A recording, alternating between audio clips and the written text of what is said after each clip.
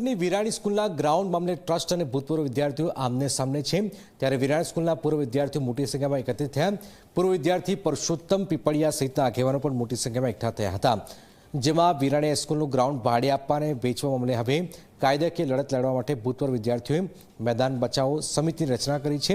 આ મામલે પુરુષોત્તમ પીપળિયાએ નિવેદન આપતા કહ્યું છે કે આ ટ્રસ્ટનું ગ્રાઉન્ડ સરકારી ગ્રાઉન્ડ છે। ટ્રસ્ટમાં જો હિંમત હોય તો રેવન્યુ રેકર્ડ બતાવે।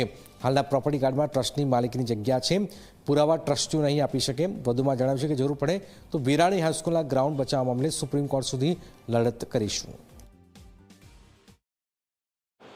કમિટીની રચના કરવામાં આવેલ છે। જે આવેલ જે કાંઈ સૂચનો હશે એ સૂચન ઉપર કમિટી એને ક્યાં એડમિટ કરવા એ કમિટી નક્કી કરી અને એ સૂચનો અનુસાર આગળની અમે લડત કરીશું। પણ અમારી લડત હજુ કહી દઉં કે કોઈ લડત અમારી કોઈ દેખાવો કરવા કે સરઘસ કાઢવું કે આંદોલન કરવું એવી અમારી લડત નહીં હોય। અમારી લડત હશે એ માત્ર ને માત્ર કાયદાકીય લડત હશે।